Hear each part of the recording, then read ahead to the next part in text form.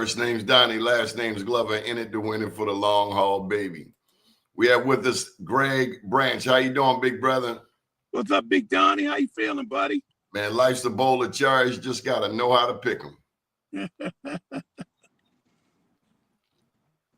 So, Greg. Glad to see you, son.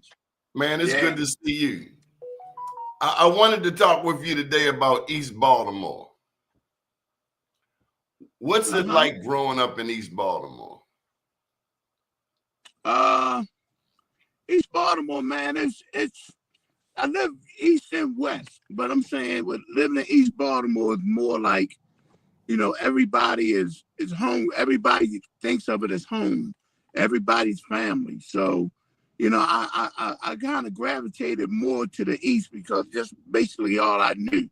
But for a couple of years, I stayed with my father, and I could see the difference.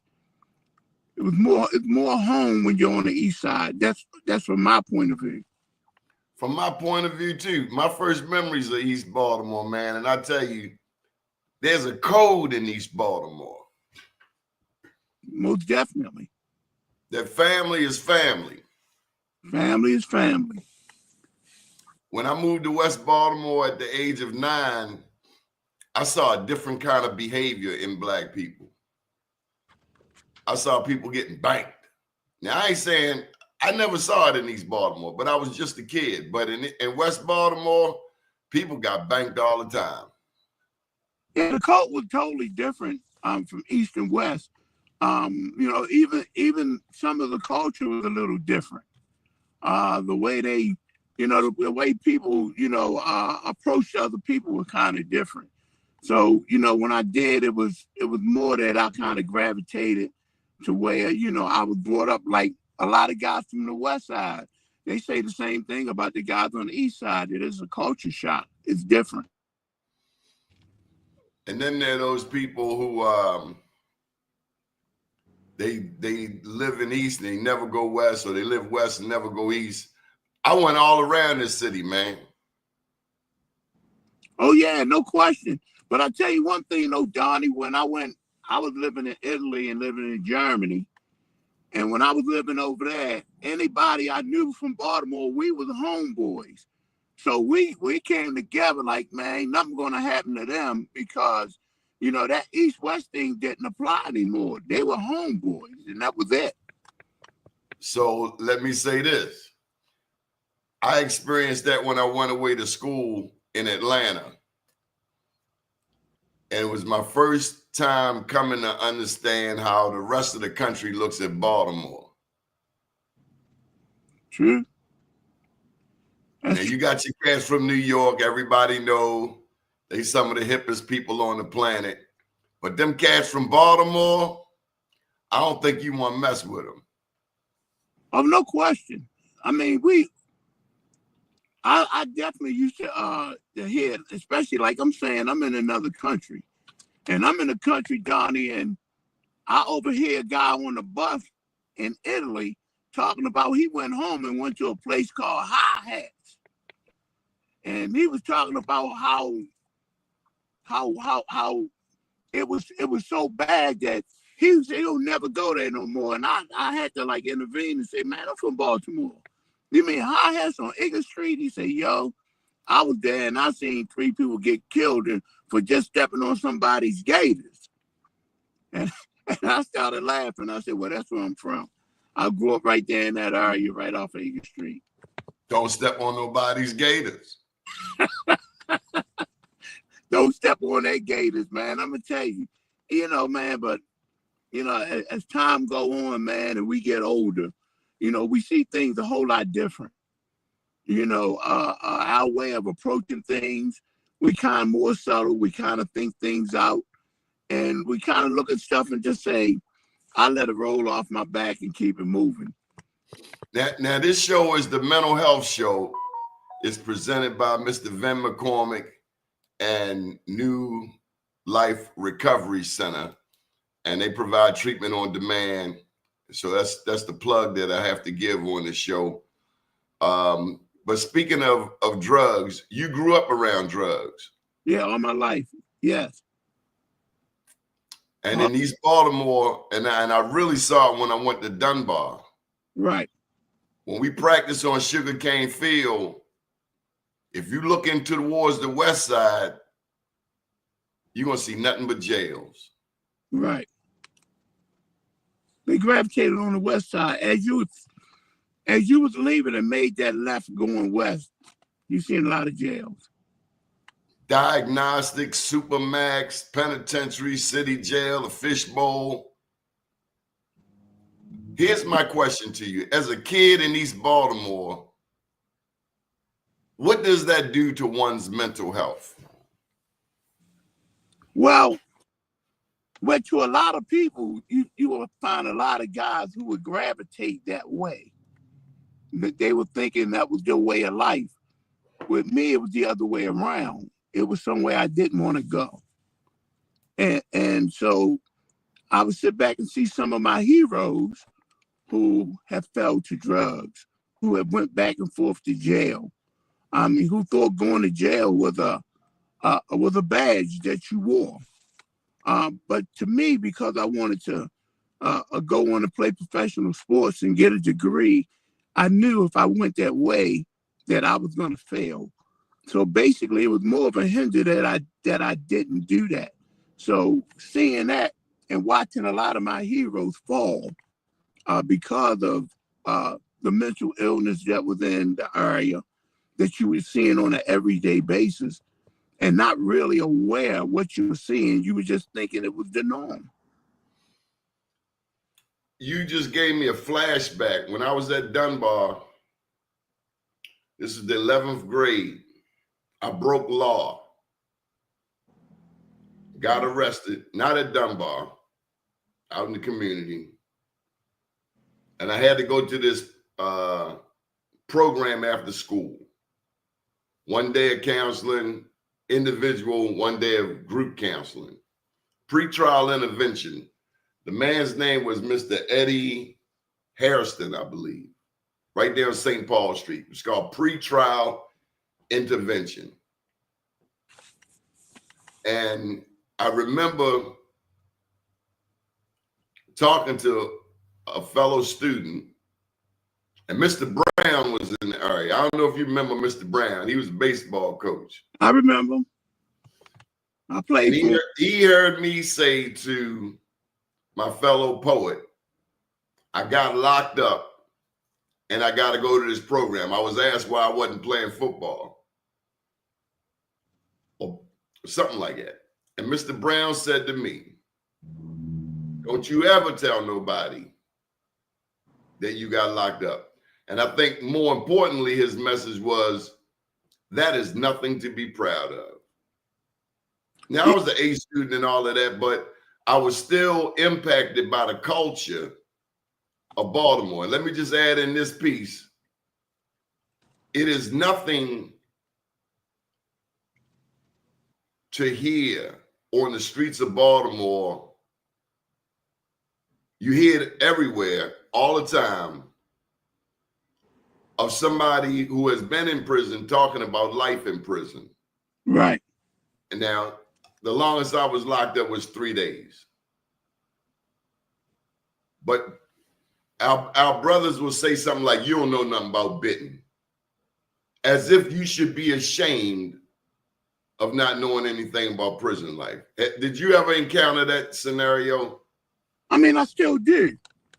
Really? I hear it all the time because a lot of guys who grew up under the same conditions in which I grew up, they look at me like I was given that silver spoon and didn't have to go that way.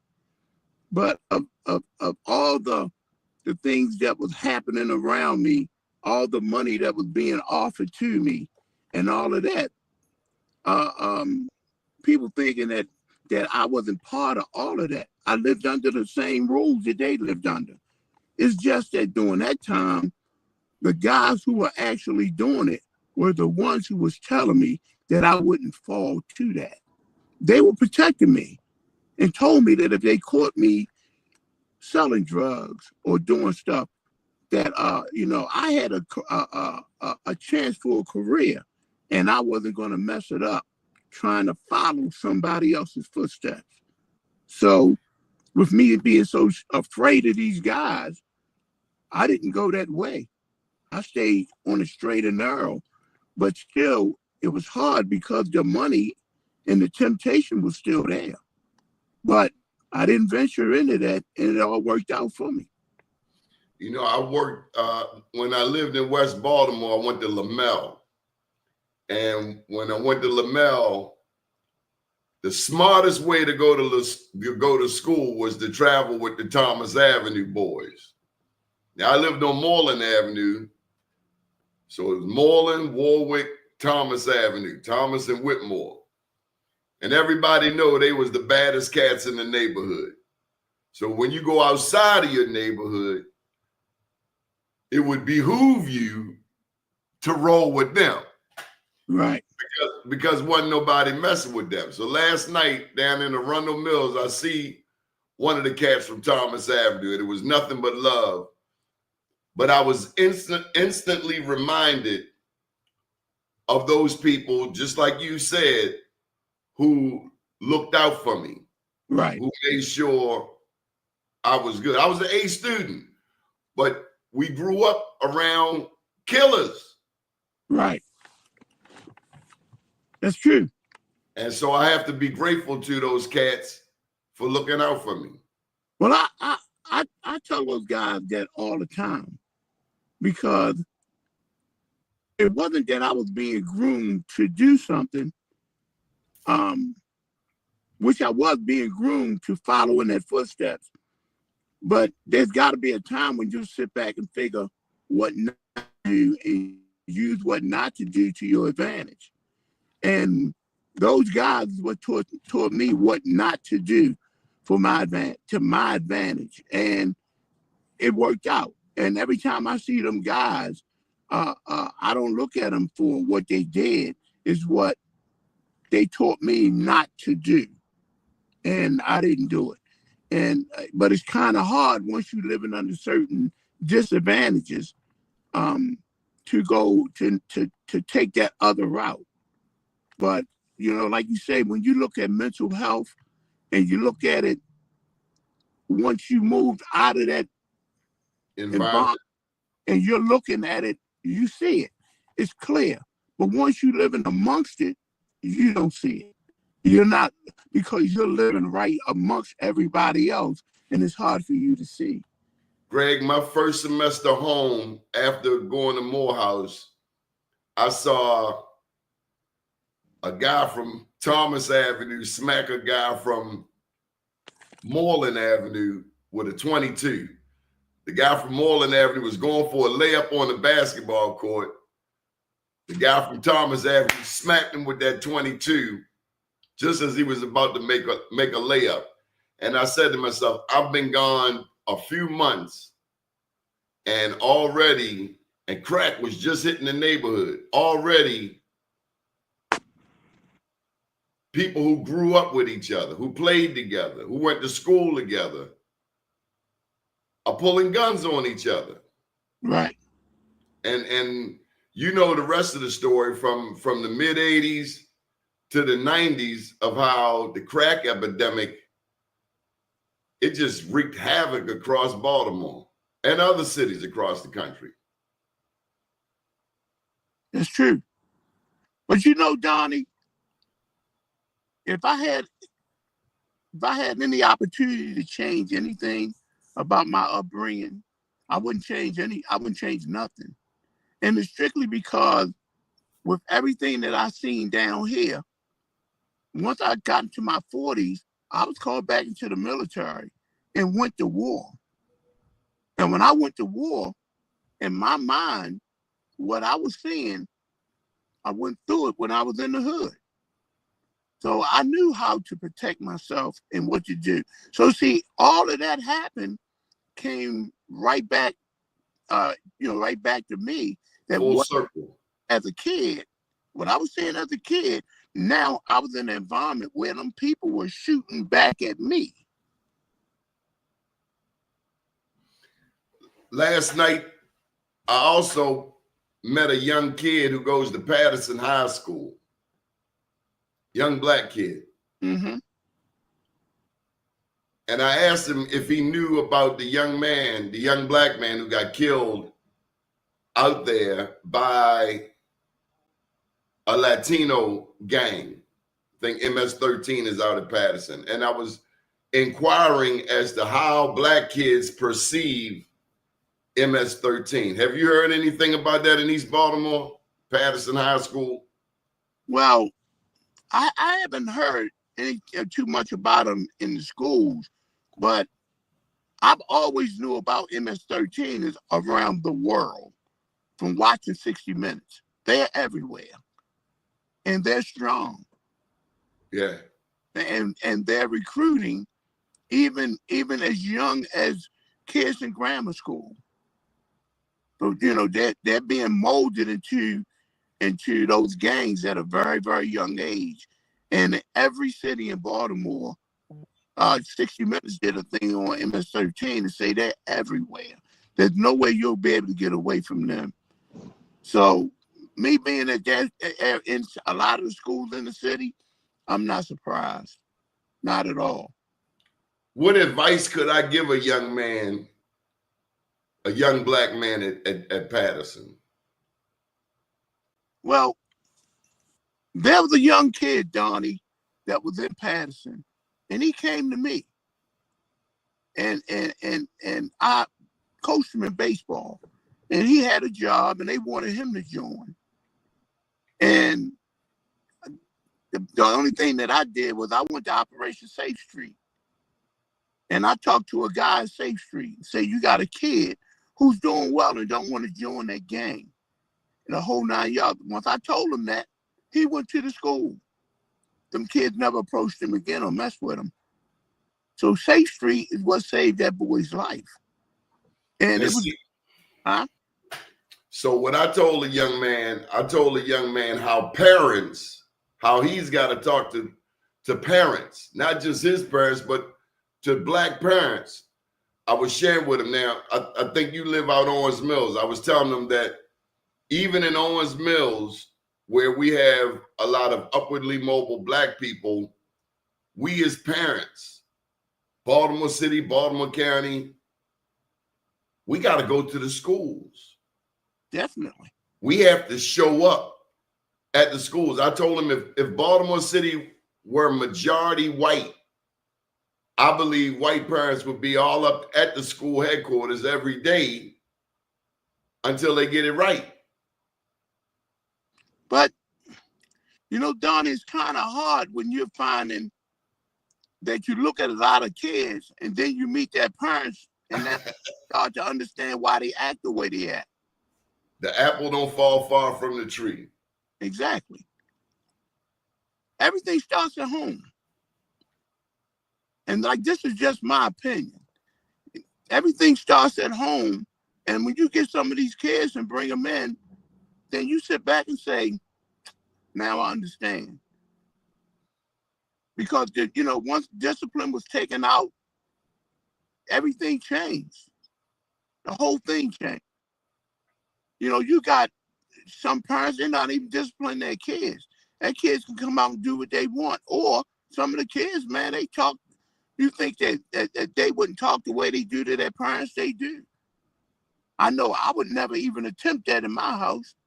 Not with my mother, because my mother I would have been planted right where I stood. But, you know, that was another time.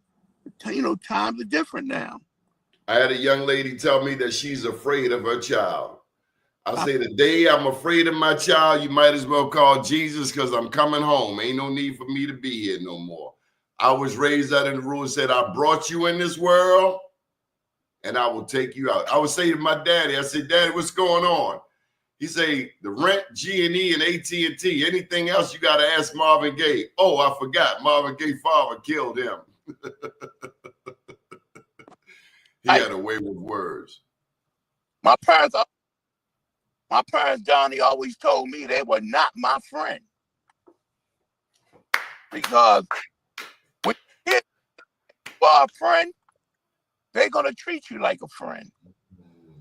And that's the reason why you see them cussing their parents out and all of that. And like I'm saying, this is just my opinion. But I knew one thing. There were things that that was forbidden in my house, and I never crossed that plateau because I knew what was going to happen. I called my father, yo, one time. I was 13. That man like to took my head off. I believe it. I believe it. Well, you know, Donnie, in our day, we were taught how to survive. We were taught survival skills. Oh, you're going to know how to wash dishes and wash your clothes and cook a meal. Look at the times, how times have changed. And the kids today aren't even taught survival skills. That if anything ever happened to your parent, my mother told me when she came from work, she was not going to cook for 5 boys and a girl when she came from work. I understand that now. My mother stopped when I was about 15. She said, I'm only cooking once a week. Right. That's Sunday. After that, you on your own. You on your own. You gonna buy your own school clothes too. You got a summer job? Right. You gonna buy your own. And see that, so, and that is the difference. Hey, Donnie, remember you had to go outside and wash them steps every Saturday, scrub them, clean the house. Everybody had chores. And if it Nobody wasn't done, go outside. and if it wasn't done, Donnie, she wake you up about 2 in the morning to do it. My father did the same thing. Woke me up 2 o'clock in the morning. I'm washing dishes. Took the trash out. You forgot to take the trash out? Oh my God. You gonna get a midnight call. That's right. And I had to kick the fence. When I go out back, I had to kick the fence to let the rats know I'm coming down there to go to the trash can. Because we had them big old rats from the train tracks on Moreland Avenue. That's right. See, and this is all true. You know, if you sit back and you know, you look at life, man, and I'm glad I had it hard because it taught me a lot of life lessons. And you know, man, just looking at it and looking at life, that there's a lot of things, man, that I'm in a position now where I can do what I want, and I still say yes, ma'am, no, ma'am to my mom, yes, sir. You know, that has not changed. I know that, you know, there's certain things I will not cross that line with my parents because I know I'll get hit and smack if they smack me in the back of my head. Or they won't say nothing and say, go outside, count to 10 and come back in again. Greg, we got to talk about kindness in the community. When we talk about mental health, for me, one solution is practicing manners. Yes. You ever go somewhere and hold a door for somebody? And not that you're looking for them to say thank you, but isn't it so refreshing, especially when a young lady says thank you? What happened to manners? Well, excuse me, not excuse me, excuse me, excuse me. Well, with me, you know, I look at it and with me, especially with me having a business, I'm yes, ma'am, no, ma'am, to even people who are younger. Thank you, ma'am. I appreciate that. And people kind of, when they look at that and they'll look at you, man, and they'll look at you and they're like, oh, but Mr. Greg, I'm younger than you. It's respect. But it's the respect that goes with that. And that's what I'm talking about, East Baltimore. There's a certain respect in East Baltimore. Yeah. Yeah.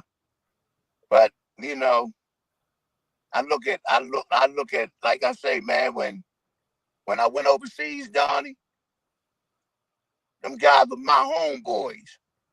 And you know, you that's when you start to see things differently. Where at one time you would see East Side and West Side even dressed different.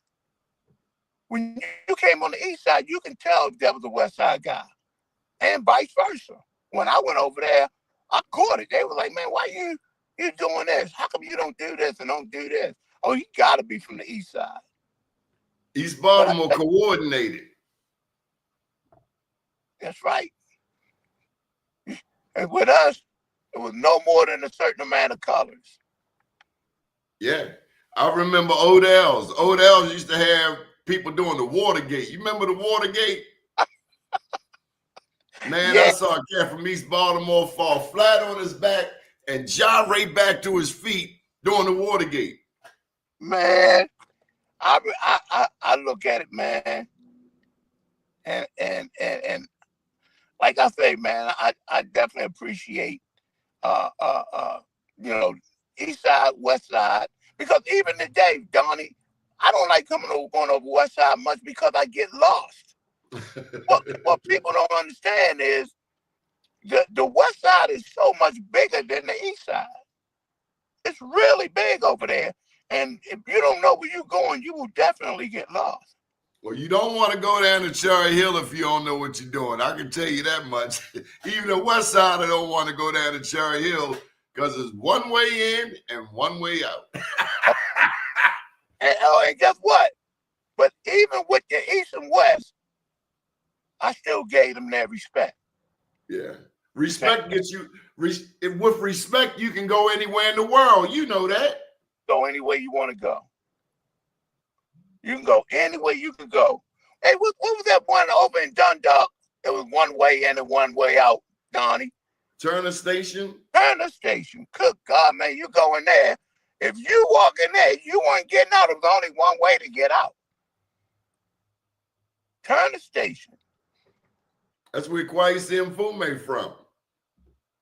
Man, I went in there one day, and I never knew it was there. I never knew that it was there. When I learned the history of Turner Station, I couldn't believe it. I never knew it was all black at one time. So it's just, in this city is just so much to learn. And A lot like of history. being a person that grew up in this area and have survived, because I'm 65, man, and so many of my friends are gone. And I kind of like look at it, man, and it's kind of hard to believe in a way. And as we get older, more of our people, more people in my era are dying. So it's kind of amazing, man, that a lot of my friends aren't even here. And now that other generation is coming up, and they got to take the reins. But now, Donnie, guess what? We are the old people now. Do you remember Murdoch? Yes. Murdoch was Mr. Basketball. He taught you everything you needed to know and learned in the basics of the game. Before you could do anything, you need to learn the basics first. That And man loved his job. He loved coaching. He helped so many young people. That's always been my understanding of Coach Murdoch. yes. Yeah. Oliver, I think he was at Oliver, right? Yeah. He had been I even when he passed, I just knew that the city would give him a lot more accolades than he received, because he was one guy that was always there. He was in the schools to make sure you were there. He was there to discipline you if you didn't. And when he did it through basketball. Because if he knew that you loved that game of basketball and you coming there to practice, he would take it away. No, you're not going to play today until you get that work done, until you did it. He's definitely one of the pivotal icons of my generation. Who else you remember in East Baltimore who had a positive impact? Well, I tell anybody, to me, my positive impact on my life was Mr. Wade, Bob Wade. Flaky. Flaky was with me from the very beginning. And once I graduated, he was still there, calling me for that we were doing, but that's a different time, because Donnie, a lot of the teachers today are afraid of the students. When time to leave school, they leaving before the kids leave. So the teachers is different. But it's no question, hands down, it was Mr. Wade to save my life. On that note, again, this show is brought to you by New Life Recovery. They offer treatment on demand. Call 240-253-3663. I talked to a guy over the weekend who teaches in East Baltimore. I won't say the school because it would disappoint you. It wasn't Dunbar. But he told me after 20-some years in the school system, he is ready to go. He said the kids are off the hook. The parents are no help in his situation. And this is one of the better schools in East Baltimore. And he says he can't take it no more. He says it's wearing on his mental health. And he don't want to put his hands on nobody because, then you get your charge. Right. Well, I kind of hear through the grapevine that, a lot of teachers, it's becoming a profession that a lot of your teachers don't want anymore. A lot of the schools don't have the amount of teachers that they should have because they're moving to other things now, other opportunities, and because you got to have a love for it, and for the ones that have a love for the teaching, they're doing their very best that they can. But situations in the way that how things are today, they're at a disadvantage. The pay isn't all that. So you got to do it because of love. And the teachers doing the very best that they can. The same thing with the police department and the fire departments. I mean, they're putting their lives on the line and getting pennies. The teachers should have got way more money. And look at what they're doing, man. I mean, most kids, when they're not home and they come to school, they look at the teachers as the parent. On that note, let's talk about your Legends game. We're talking about mental health, the well-being of the community. You are an entrepreneur. You former military, former Major League Baseball player. You could be doing anything in the world. Why in the hell do you care so much about doing the Legends game, let alone being one of the biggest fans of Dunbar High School? Why? Why, Greg? You could be doing anything. You could be off playing golf in Mar-a-Lago somewhere, Key West, Florida. Well, what you got to understand is this.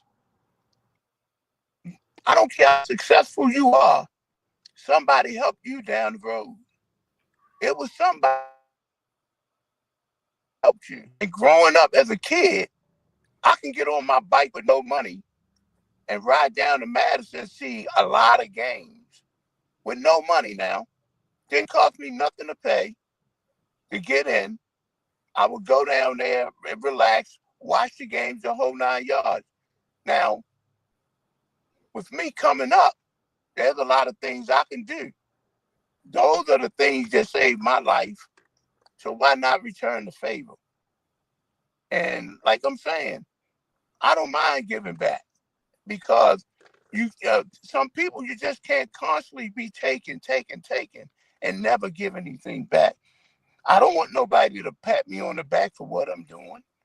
I do that because the Dale Talley Branch Foundation, my wife's foundation, is what it's all about. And with her, it was about giving, and that's what we do. We give. And like I say, to keep my wife's name in lights and to keep her memory, along with Craig Talley, my brother-in-law, there's no money that can touch that.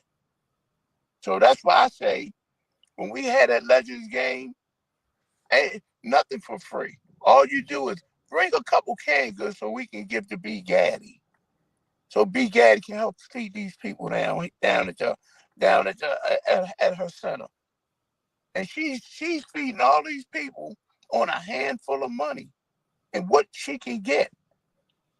Hey man, when are people going to look at it and see that we all owe something to our kids and giving and helping out? So, like I'm saying, a lot of people will do it, a lot of people won't. And I don't feel ill-mannered behind if they don't. But I know with me, it's about giving back. Tell me about B. Gaddy. You knew her? Oh man, I knew B. Gaddy. Her daughter was in my class, Cynthia. And man, she give you the shirt off her back. And see, when you're looking at Black history, a lot of Black history should be taught about those people like her. She took her whole house and made her house into a pantry. She giving food away. Thanksgiving, she's feeding all those people out of her house before she can get a son. See, these are things that people don't know. And I'm saying, B. Gaddy told me one time she gave up. She said somebody needed somewhere to sleep, and she gave up her bed to let yeah, somebody else sleep. I heard that story. That's what she told me. I'll never forget it. Why did she do that, Greg? Because I think that lady was an angel. Damn right. Before our eyes. She was an angel. That's the reason why she did that. And we were looking at an angel right then and there who was right before our eyes. And a lot of people never even seen it. I saw it. I I saw seen it. it too. I was so grateful that I met her. Well, they say the TV station will say a lot of things about Baltimore, meaning Black Baltimore, the squeegee kids, the politicians. We got to remind ourselves of the Baltimore we know. And the Baltimore we know is if you fall down, somebody gonna pick you up. somebody's going to pick you up. And see, you find that there's a lot of people who all they want to do is handpick and pick out the bad things that happen. They don't want to see none of the good things that happen around this town that a lot of people are doing. But they now strictly on the bad things that happen. There's a lot of good programs in white schools and a lot of negative stuff that's happening. But if it's happening at a certain environment or a certain area, it's not reported. You don't hear about it. So a lot of the same things that's happening down in the hood, they're happening elsewhere too. It's just that it's just not being reported. So when you start to see other people who reporting strictly about the hood, or yourself, Donnie, when they come in here and get us, they look for the person with the rollers in their hair, no teeth in their mouth, and put the mic right in front of their face. That's what they want to see. And that's how they look at us, because they want them to look at us that way. But there's a lot of us who's pretty smart. They don't want us to talk about it. They try to keep us out of the limelight. On Wednesday, I'm going over there to see Cynthia at the B. Gaddy Center. I gotta put it out there. People don't know that the B. Gaddy Center is open all year long. Yes. They need our volunteerism, our canned foods all year long. People come there straight out of jail. They go to 425 Chester Street for some love. I've seen it. Right. And it's not just food and clothes. She helped people get a job.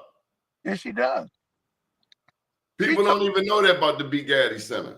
No, what her parents were doing, she went in and took over her spot once her mother passed, and have been rolling ever since. And like you say, no one leaves there empty-handed. She feeds them. If anyone comes up there Thanksgiving, like we do on Thanksgiving Day, feeding the homeless, those people getting a great meal, and they leaving home with plenty of food to cook once they get home. She have outside this clothes, everything. All the stuff is out there to provide. So, like I'm saying, it's gonna be, and I'm glad that we're all a part of going in and trying to trying to help one another, man. That's what I think that's what we're here for. We're supposed to help one another. But B. Gaddy, man, is the real deal. And so is Cynthia. God bless Cynthia. Well, hold tight, hold tight. We got to shout out your mother. Yeah. Because when I come to them Legends games, and I don't get them collard greens and macaroni and cheese. Yeah. My mom was, she used to, my mother and my sister, they provided the food, and everyone that was there. Not just no any of food. It was a feast, brother. Yeah. And it didn't cost anything. No, it didn't. It was all free. And I'm just saying, it's just showing the city love. Look at all those guys who were stars. Some of them went to the NBA from DC, Pennsylvania. Man, I met Al Leslie at your joint, man. I didn't know who Al Leslie was. I knew Lisa Leslie. I ain't know nothing about Al Leslie. A living legend. A living legend. I'm telling you, man, there's so many legends that came out of here and they came back to play. And a lot of them young kids need to see that you didn't pay debt. These guys here are the ones that paid it so y'all can continue playing. And some of them guys don't remember are Roger Dickens. Roger Dickens, beast. Skip Wise, beast. But see, because we're older, and you know, as we get older, that star that used to be there that was bright, as we get older, it gets dimmer and dimmer because people don't know who you are. They don't recognize you, but we do. I cut you off. Tell me about some of them DC legends who came up here. Man, I mean, right now, because I'm on this show, it's kind of hard to remember them all, but I know the boy they call Ducky. He came up. It's just so many of them that just came up from DC and represented. And when they represented, they all had Skip Wise stories. How they would come down here to pick Skip up and go up DC to play. I'm talking about, you know, you look at guys like Al Leslie, that was a household name, you know, during that time. What's the lady name? Towson. Gert Scott.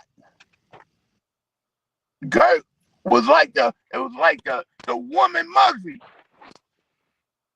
I met her at your game. When Gert played down in Madison, she only played with the guys.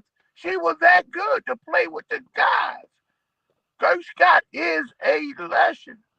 A legend. Straight out of Baltimore. Right. Dana Johnson, the athletic director there in Dunbar, Tennessee. All-American. Man, you got so much talent and so much prestige here in this city. I'm telling you, man, there's a lot of guys. And see, I'm kind of just with this women's basketball. You know, man, Dunbar won flag football girls championship. Girls flag football. I'm telling you, man, this city is talented. Tell me about Julia B. Woodland. Man, Julia B. Woodland was the mother of this city when it came to schools. You know, Julia B. Woodland was one who didn't play. All the parents, she had permission from all the parents to discipline us. It wasn't no joke. I'm upstairs one day, man, just going through the third floor, just having a good old time. And she came up there, Donnie, and said, all y'all up here not in class, you better be in my office when I get downstairs. Guess where I was at? Sitting right there. Because she didn't play. She was fair, but she was stern. And a lot of us needed that sternness. A lot of us, man, came from fatherless homes. There was no father in the household. The mother was the only one there, and she was working most of the time. My first year there, I had her for 1 year before she retired. I was there, and I thank God she gave a speech. Now, I can't remember the words, but I remember the spirit of this speech. And she let us know that we were in a house of excellence and we were expected to perform with excellence. It was like a Martin Luther King speech. And it was, and if you didn't know, now you know. Now you know where you at. You want me to tell you how bad Julia B was? We up at Clifton, and you know, we was saying like, get your hat and coat and leave. Like Clifton was cussing. She stopped the game, walked out in the middle, and she said, I know my kids ain't doing this, and whoever's doing it better stop right now. All the Lake Clifton people, it got quiet. And they was like, who is this lady? Oh, this is Julia B. And I'm saying she went to another school and did that.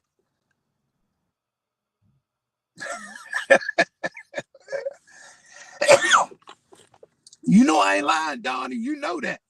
I knew the impact she had on her teachers. Because that's what a good leader does. He bring accountability. Right. Right. You're definitely right. It was a family and you knew it. Man, when I look at that school, man, that school made me who I am today. When I left there, I knew I was leaving Baltimore. I mean, when you going to school with people like Muggs and Reggie Williams, they going to Wake Forest and Georgetown, it made me certainly accept the opportunity when somebody said, hey, her name was Lillian Gundy. That was my counselor, Lillian Gundy. And she said, you look like a Morehouse man. I had no idea what she was talking about. But I looked at the brochure. I saw them girls from Spelman. I was like, yeah, I look like a Morehouse man. Here I come. And I thank God for that. I don't know. I was at Poly at first, and it was a different experience at Poly. It was culture shock. I never went to school with white kids, and certainly never went to school in a white neighborhood. Because them white boys up Hampton, they could guff. Right, you sure did. And you out your neighborhood, so you like, it's a whole new world. I know that. I went to Lombard, and from Lombard, I went to Dunbar, and that was the first year that ninth graders can go to high school. Because during that time, junior high school was elementary school was kindergarten through 6th, and 7th through 9th was junior high school, and then 10th, 11th, and 12th was high school. And I went to Dunbar, but I already knew. Mount St. Joe, all of them was trying to get me to go there to play baseball. I was like, no way. I'm going to Dunbar. And, Dunbar was always my number one school. Matter of fact, I didn't put no other schools down on that paper. I put Dunbar, Dunbar, Dunbar. And I went to Dunbar. And I'm saying, I've never regretted it. I've never regretted going to Dunbar. Man, and my children, me and my wife went to Dunbar. My children went to Dunbar. My grandchildren went to Dunbar. My parents, they went to Dunbar. That's 4 generations of Dunbar poets. So that's telling you there's something there. I'll tell you something else, Greg. Going back to where we first started, how too often we don't want to leave our neighborhood. Not you and me, but it's easy for people in West to stay West, people in East to stay East. And I couldn't go to Walbrook. Walbrook was my zone school. Right. Now, I didn't know where I wanted to go, but I knew I did not want to go to Walbrook. It was too close. Right. These are people I grew up with. It would have been nothing but smoking weed and drinking Bacardi. I'm being honest. And again, this show is sponsored by New Life Recovery. Call 240-253-3663 for treatment on demand. But I knew I needed to go somewhere else outside of the neighborhood. I wanted to see something else. So I tried Poly. My best friend's older brother said, Donnie, where you going to high school? I said, I don't know. He said, well, go to Poly. And come to find out he was a graduate of Poly. But after Poly didn't work out, I went to Dunbar. My cousin was going to Dunbar. She said, come to Dunbar. Now, I'm confessing, I knew nothing about Dunbar's legacy when I went there. I just knew I had to leave from Poly. And she was telling me all these good things about Dunbar, but she never mentioned basketball. And I knew nothing about the basketball legacy or the football legacy. But I tell you, on my birthday, of all of the people who gonna call me, Coach Bob Wade. Yeah. Yeah. I'm telling you, man, I get it. I mean, I get it. I felt family. I felt a part of a family, and still do to this day, the Dunbar family. Oh yeah, no question. I mean, you know, when you're talking about once a poet, always a poet. And when I look at my fellow poets, no matter where I go, that's east or west, I run into poets. And you know me, I'm always wearing some kind of memorabilia of poets, whether it's a hat, a t-shirt, something that I'm always wearing. And I always get people say, man, I went to Dunbar and I did this. And where did you get that from? Greg, I put my Dunbar gear on them cat. Anytime I put that gear on, anywhere in Baltimore, like, you went to Dunbar? Where you get that jacket from? Hey, Don, go over there on Lakewood. Go over there to Lakewood. You find the shop. Hey, Donnie, tell them about when you went down Pennsylvania Avenue. Man, them cats wanted to stick me up for my jacket. Like, come on, man, you can't have this. Not this. Oh. And man, one day, somebody asked, you got all this Dunbar gear. I said, I'm a proud poet, but I had to tell them about you, Greg Brash. I said, I got the hook up. I got the plug. You sure? I'm going to tell you, man. And hey, look, we didn't start anything for the Legends game until you came down there. Oh, stop that. You know, Donnie, man, everybody got their, you know, you look at Coach and them that come down there, man. We all do this thing together, man. Keith Goody, Kosher, and who the new brother I met this year? Huh? Who's the older brother I met this year? Neil? Neil? No, you mean Bernie. Bernie. Yeah. I met Bernie. Every year I go, I meet people I never knew nothing about. And they say he was a legend. Yeah, man, you know, you when you look at the sports, man, you know, like a lot of people, you know, they don't know anything about Reginald Lewis. What was the first billionaire? Dunbar poet. First black. Dunbar poet. East Baltimore. Quarterback. Sold afros. Got a museum. So when the cats from Poly told me I'm going to Dunbar, Dumbar, and then I get down there and I learn about Dunbar's history and legacy, I'm like, ain't nobody from Poly got a museum named after him. Like Poly got his own store. Yeah, you're right. Hey, I gotta ask you about the historian. Now, not Tiger Davis, but Nathaniel McFadden, the former state senator. Man, I was at a Dunbar, you were there, the Dunbar, one of the galas, and that man, the history that man knows. Tell me about Senator McFadden. Man, McFadden was honestly to tell you, he was one of the guys that taught me the game of baseball before Dunbar. He lived right in East Baltimore on Middle Street. I played for him first. And it's something that nobody knew. So when I came down Dunbar, McFadden took over the baseball team. McFadden did Dunbar. When he left Dunbar, he went to Lake. He stayed right in the area. McFadden was definitely the man. But you know, like you say, out of Dunbar, who was it? Hattie Harrison. She was a delegate. Then you had Tiger Davis from Dunbar. He was a delegate. Then you look at Dew Burns was the mayor. Dew Burns used to give us our towel. He was a towel boy down Dunbar. Don't forget Bob Douglas. Was Bob Douglas a Dunbar poet? I think so.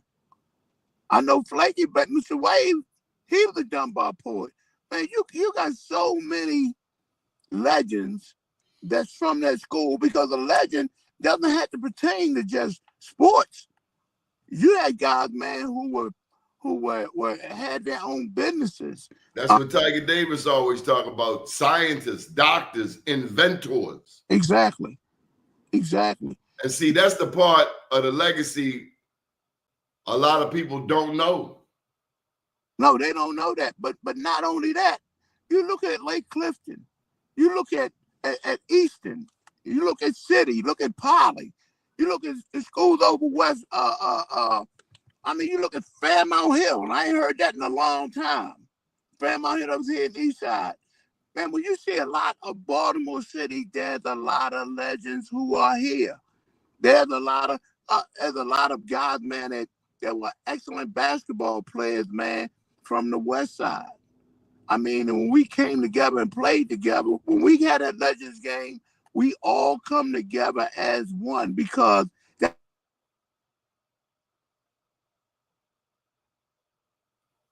You might have froze up there, but we got the one and only Greg Branch, baseball player, military.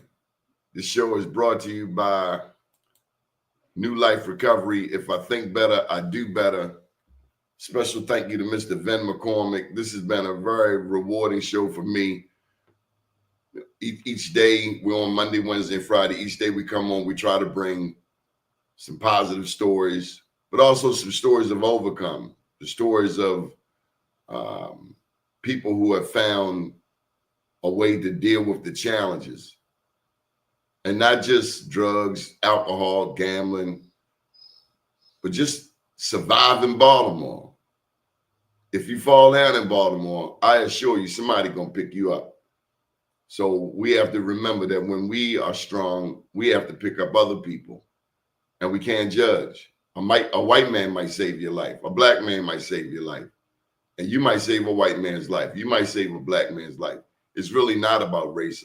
Although Baltimore is the home of segregation and almost forces people to take on the racial dynamic. It's not about race. You go down to South Baltimore, you see white people poorer than black people in East Baltimore or West Baltimore. It doesn't matter. People are people.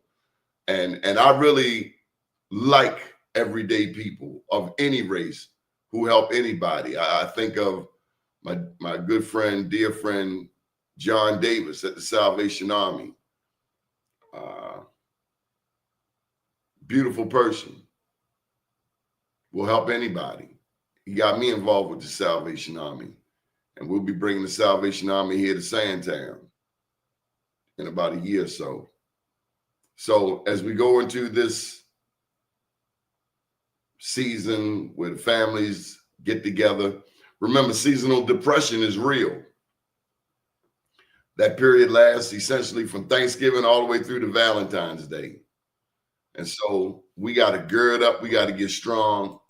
Hey, big brother, why don't you come on, unmute your mic and give people a positive message that we can end off with. You got your mic muted. There you go. I'm going to give you the screen. I want you to plug your business. And thank you for being my friend. You know, I remember one day I was feeling blue. I called you up and you came right in, man. So tell them all what you need. Well, we have a Dunbar boutique down 1010 Lakewood Avenue.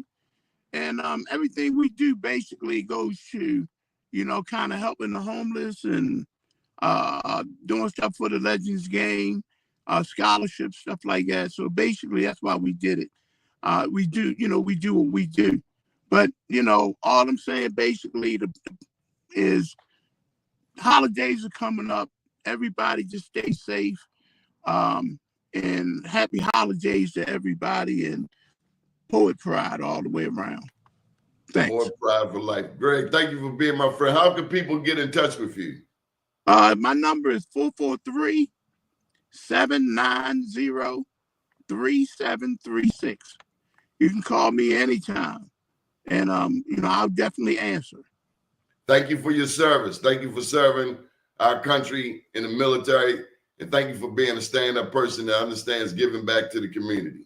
Okay, thanks a lot, Johnny, and yes, sir. If I think better, I can do better. Okay. Yes, sir. Have a beautiful day. Good afternoon, world. Thanks, Greg.